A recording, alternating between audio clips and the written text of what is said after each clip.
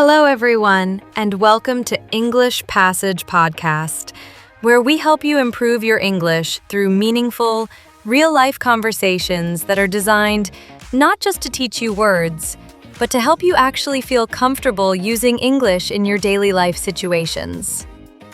And in this podcast, we don't focus on difficult grammar rules or complicated vocabulary. Instead, we focus on natural conversations that real people use every single day so that you can listen, understand, and slowly start speaking with confidence. Now let me ask you something honestly. Have you ever walked into a supermarket, looked around at all the aisles, all the products, all the people moving confidently, and suddenly felt like your English just disappeared at that exact moment? Or maybe you had a perfectly good sentence in your mind, something very simple.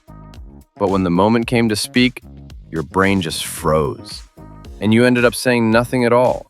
Or maybe just smiling awkwardly and walking away.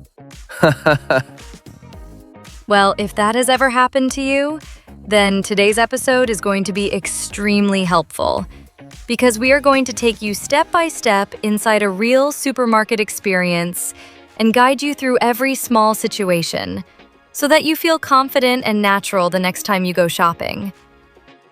All right, Mira, let's create a very clear and detailed picture in our minds so that our listeners can truly imagine themselves inside this situation as if they are actually living it. You have just moved to a new city. You are still getting used to the environment, the people, the language around you. And today is the first day you decide to go out alone and buy groceries for yourself. When you describe it like that, it doesn't feel like a small task anymore. It actually feels like a big step because it's not just about buying food. It's about stepping out of your comfort zone and interacting with the world around you. Exactly. And as you walk toward the supermarket entrance, you might feel a mix of emotions. Slight nervousness, a little excitement, and also that quiet thought in your mind saying, I hope everything goes smoothly. And then the doors open automatically. You step inside, and suddenly you are surrounded by bright lights, long organized aisles, shelves full of products, and people moving around confidently as if they already know exactly where everything is. And there I am, standing near the entrance, holding my shopping list tightly, looking around slowly and thinking to myself, okay, where do I even begin and how do I even ask? That exact moment, when everything feels slightly overwhelming, is where most learners lose confidence. But actually, that is the perfect moment to start communicating. So instead of walking randomly through every aisle and wasting time, I realized that asking someone for help would be the smartest and most efficient thing to do. But at the same time, that's exactly where hesitation begins. Yes, because starting a conversation in English, especially with a stranger, can feel uncomfortable when you're not fully confident yet. I stand there for a few seconds, thinking about the sentence in my head, repeating it silently, trying to make sure I don't make a mistake. And that's completely okay.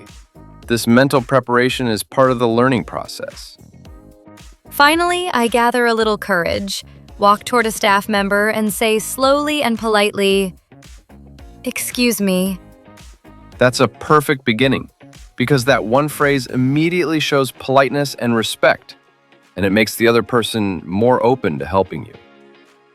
Then I continue, "Excuse me, could you please tell me where I can find rice? Because I've been looking around, but I'm not sure which section it is in." That's excellent. Not only is it clear, but it also sounds very natural and human, not robotic.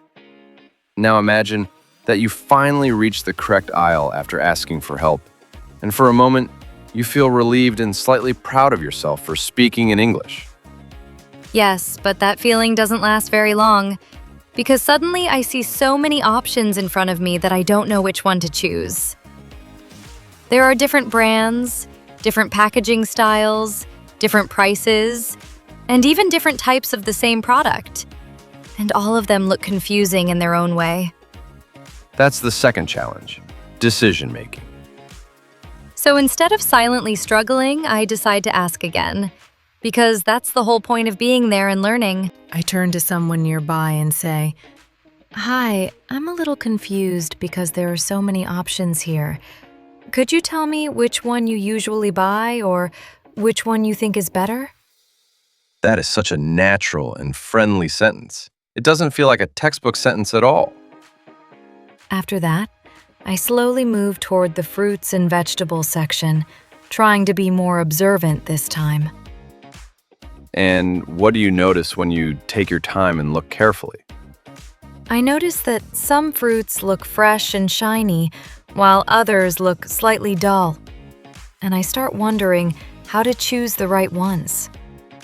That's a very practical situation. So I ask, "Excuse me, could you please tell me if these vegetables are fresh? Because I want to make sure I'm buying good quality food."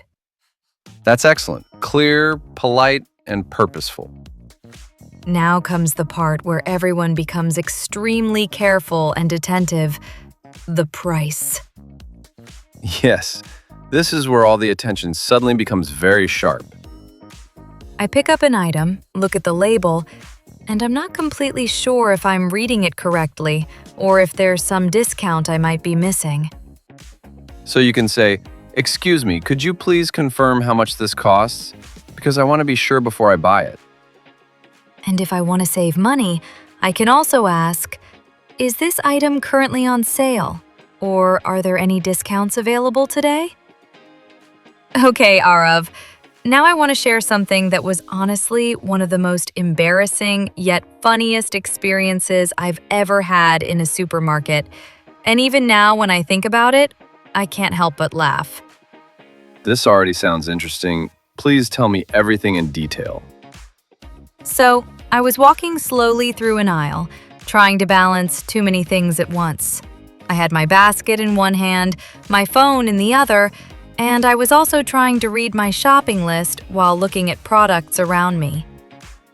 And because I wasn't paying full attention to my surroundings, I accidentally bumped slightly into a shelf. And at first, nothing happened, so I thought it was fine. But then, one bottle started moving, then another. And within a few seconds, 3 bottles fell down together with a loud noise that echoed through the aisle. Oh, wow. That must have been extremely awkward. It was beyond awkward.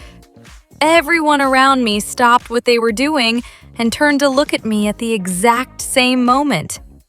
And for a few seconds, I just stood there, completely frozen, not knowing whether I should laugh, apologize, or just disappear quietly.